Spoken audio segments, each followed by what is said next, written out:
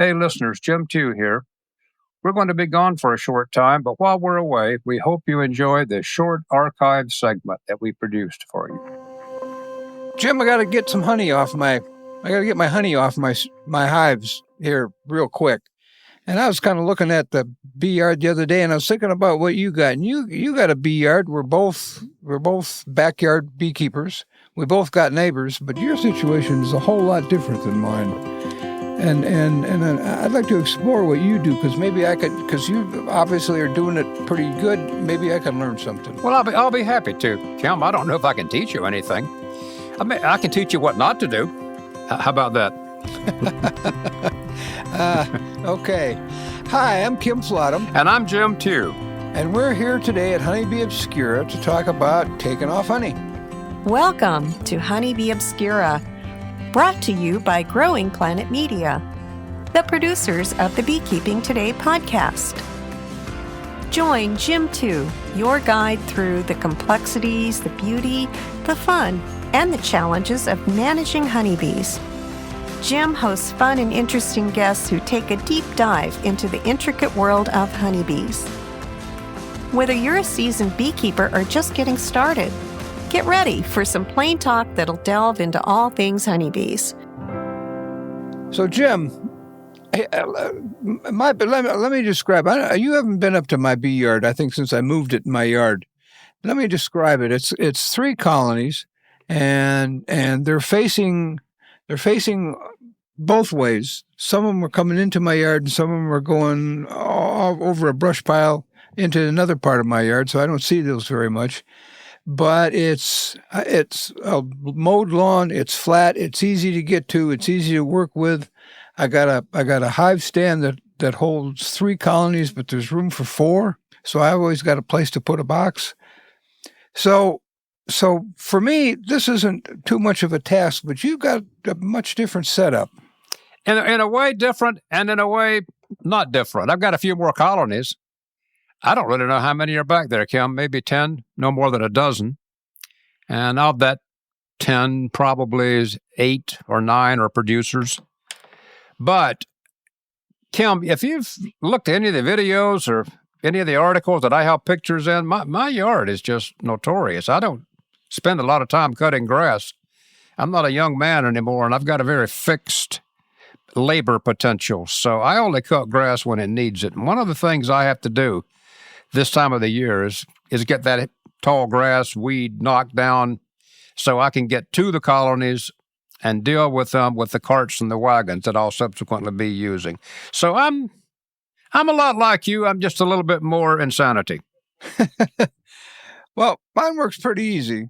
I got a trailer I put in the back of my lawnmower tractor, and I can drive right up. I can drive that trailer right up so it's touching a hive. I mean, I can get that close. I don't get quite that close, but I can get that close. So I get my trailer out there, and then I got a big box that, I don't know, came out of somewhere a long time ago, and I get that out there, and what I do then is, well, kind of in a flow here, I get the super off, I get the bees out, and I put the super in the wagon, and when I've got all the supers I want, I take the wagon away. But it's getting the wagon out there and starting this process to getting the supers out of the wagon they go into my garage. Start with you. How do you get your bees off? How do you get your supers off and the bees out of those supers? Well, while you were talking, I was desperately trying to think of some way to make this sound like a happy, enjoyable job, something that everybody would want to go do. Kim, I came up dry on that one, boy. This is work. You know, I was thinking earlier this morning that this is kind of a test. This is the reason that new beekeeper bought the protective gear and learned to light a smoker and knew how to put a hive tool in to separate those boxes. This is no nonsense beekeeping. This is heavy work. It's sticky work. There's going to be a lot of bees there, and they're not going to be happy about giving up this honey. So make no mistake about it. This is big work for a big reward, but this is real. So how do I go about it? Yes, I've got the grass cleaned up as much as I can. Let me tell you point blank, Kim, something that I've just never been able to make work. I read that people my and your age should take out frames one at a time and then transfer them over instead of trying to pick up full boxes. Well, there's a good reason for that, because I'm old and my back hurts. But when I start trying to take out one frame at the time, and it's glued in, it's propolized in, and there's burr comb and honey all over it, there's bees stuck to it, it is as though we took a bad job and made it worse.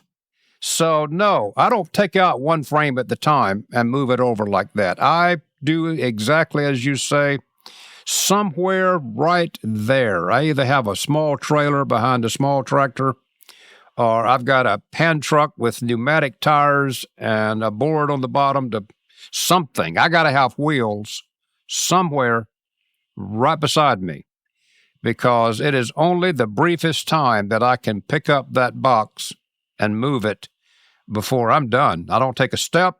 I don't walk. The most I'm going to do is just twist and pivot and drop that box.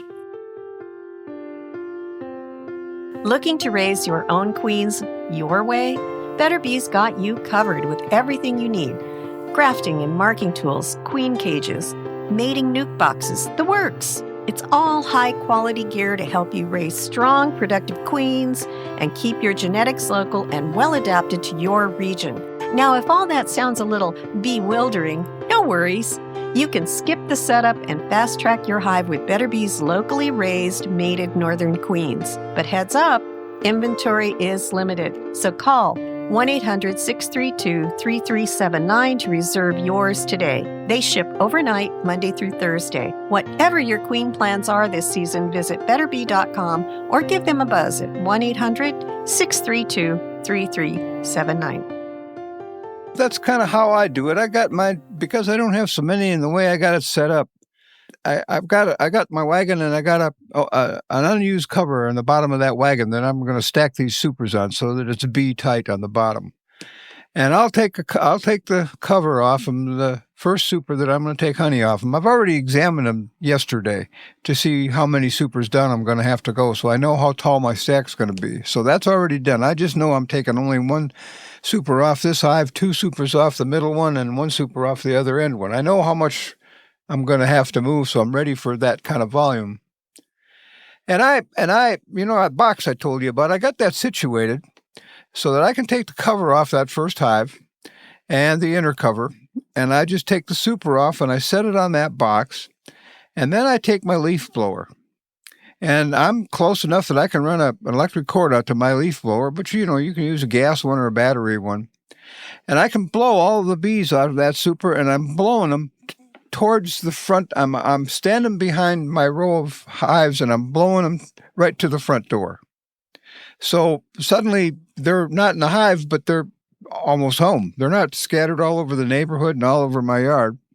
So I get all the bees off that box, and it doesn't take long. And now this is an 8-frame medium. I went to 8-frame mediums a long time ago, and my back has said thank you every day. It still groans, but it says thank you every day.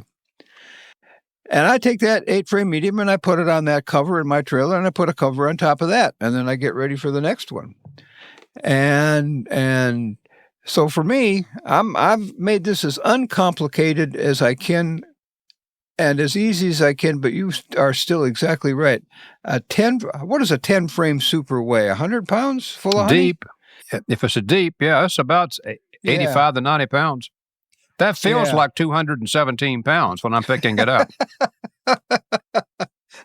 Well, my 40-pound 8-frame medium feels like about 65 pounds, but I can handle 65 pounds anymore. How do you make that work? How do you go from getting your stuff out there ready to go to going? Same way. I don't use bee repellents. Years ago in my lab, I had technicians and I had students who constantly used fume boards and bee repellents. I used them then, or they used them then, but I've never personally used them. So there's that. Secondly, I don't use escape boards just because I have to handle the equipment so much. You got to go out, break all the colony apart, get the escape board put in place, put the equipment back on, have a night or 2 or 3 of low temperature, not get any robbing started, then go back, and in theory, most of the bees have voluntarily left the supers and there's fewer bees. No, none of that, Kim. I get out a gasoline-powered bee blower and I blow bees all across the county. I mean, I'm not trying to be funny, but I need to get those bees out. This is an ugly job. The bees don't want to give it up. I don't want the bees attacking my neighbors who's reasonably close by. I don't know how far the bees would go, but I'm causing so much confusion. I have to assume they're going to be checking out the neighborhood.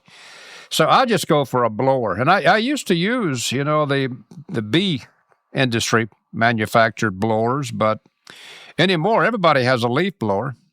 And I even have a little battery-powered blower that's just more of a dust gun that for those hard-to-reach spots. And I can't get them all out. I have to tell you, I get out 99%, but back in my shop, that 1% looks like a million bees.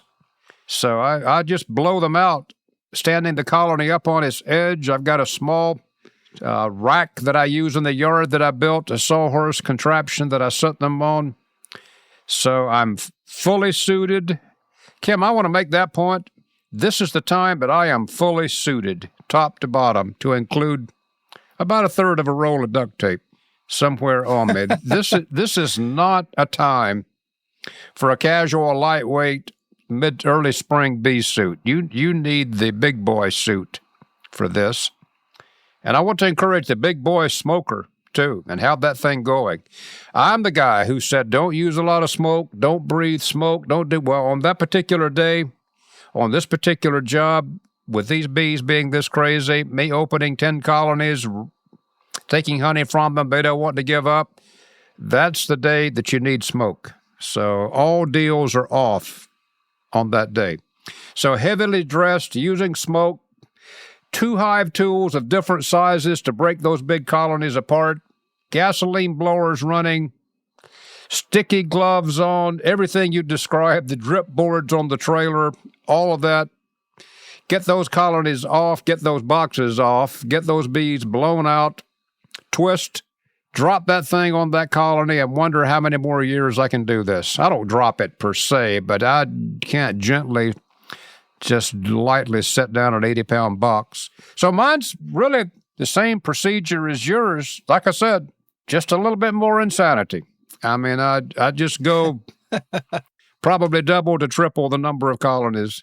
And I got to get them off. I got to get that stuff off, Kim, because it's time to treat for mites. Goldenrod right now, have you noticed up in your area, that goldenrod's is at that tight bloom on top? It's ready to go. Started yesterday. So you can put it off, but goldenrod and the bees don't put things off. They are right on schedule. So if I got a friend who's a lot like you. He's got a lot more colonies than I do, and he's got neighbors that are closer, and he's still using those deeps. But one thing that he started doing a few years ago is he went yesterday when he was cleaning up his yard. He put an escape board below the last super that he was going to take off. It was 1 or 2 or 3 or whatever it was, but he'd put an escape board on so that when he got out there this morning, there were hardly any bees in there anyway. Now, I don't have it as a skateboard. I don't use them anymore. So, but I'm thinking about even doing that next year, is putting in a skateboard. But you mentioned one thing about bringing 1 million bees back, and I don't bring 1 million, but I bring a bunch, some. And then what do? You got bees in your eye. I take mine and I put them in the garage, and people have to go into my garage twice a day, any day, because that's how I get my garage is attached to my chicken coop. So I'm locking them up at night and I'm closing them or letting them out in the morning. So you got to go in there. And I one thing I found was that I got 2 windows in my garage, and I cover one of them with just I made a thing about a whole long time ago. It takes the light out, and any bees in there are going to go to the only window I got left. Now I can do 2 things. I can open that window, I cranks open and it opens vertically, and I can let them out, or I can take soapy water if that doesn't work. And I don't like the soapy water trick, but sometimes that's what you got to do. But I don't want bees in my garage because I'm not gonna extract her. I don't extract my honey. A friend of mine does that for me, but they're gonna be there overnight until the next day. So I got bees in my garage. You get bees in your how do you handle bees in your I was just thinking all that work you're doing. First of all, I get as many out as I can. You do that too. That's common sense. But you just can't get them all out. Even though I cover them in the yard, you can't get them all out. So the bees that come back to my shop where I extract, I need to tell anybody listening that I love my bees. I do whatever I can to keep them healthy, but a lot of those bees are going to die, Kim. They're going to die up at the windows and the shelves in front of the windows. They were already older bees. I try to tell myself they were going to croak anyway, but they fly around the lights. You know what I do, Kim? I just tell people don't go in the shop unless you're a trained beekeeper. Don't go in there. I mean, they have high ceilings. The ceilings are about 12 feet from me. So they're up buzzing around the lights, but when there's 200 bees up there, they're dropping and buzzing and doing whatever. What do? I'm ashamed to tell you, Kim, I get as many out in the field, and then I just deal with those that get brought back to the shop where I'm trying to extract. If I raise the door to let them out, I just let that many more in that are out there buzzing around because of the smell. So I just replace the bees with a new batch. So I'm sorry, I don't do much. Well, you hit the magic term there, getting ready to extract, and that's a whole different, depending on your space and your time and the number of supers you got to take honey out of. And we could be here for another hour talking about getting ready for that. So I think we got our honey off. I think we got honey from the bee yard safely into where we're going to extract it or store it or whatever it is. And I do it without a lot of work. My back says you're not doing a lot of work anymore. So I got to do it without a lot of work, and I try to do it safely so I don't bring hardly any bees in, and the bees that are left outside are close to home, so they're not terrorizing the neighborhood. So it's the best I can do, and I've lived through it for 30 years, so I guess I'm not going to change much. I was just sitting here thinking, yes, yes, yes, yes, yes, and yes. It's work, Kim. There's nothing I can do to make it any easier. I mean, it's work. This is not requeening. This is work. But it does leave me with this point, and I guess I'll finish after this. When someone hands me a pound of honey in a jar that's not sticky and that it's all nice and filtered, I fully appreciate what a gift that is and what they had to go through to get that honey in that jar, that nice, clean, and neat. That is a true gift, Kim. The work and the labor that had to go into getting that honey in that jar for them just to say, here's a pound of my honey. That's like giving me 2 pints of their blood. I mean, that was a lot of work to get to that point. So I thank them kindly, and I realize what they went through. I have to do it. It's big work, big reward. It's a part of beekeeping that you have to grow into. I think that's a good way to put it. Big work, big reward. Good way to end this one. I think maybe soon we're going to have to talk about getting an extracting area ready, and then going through that process. But that's for another time, eh? That's for another time. That's All just right. as much fun as getting it off the bees, getting it out of the comb. All right. All right. Thanks, everybody, for listening, and Kim, I enjoyed talking to you. We'll see you next time.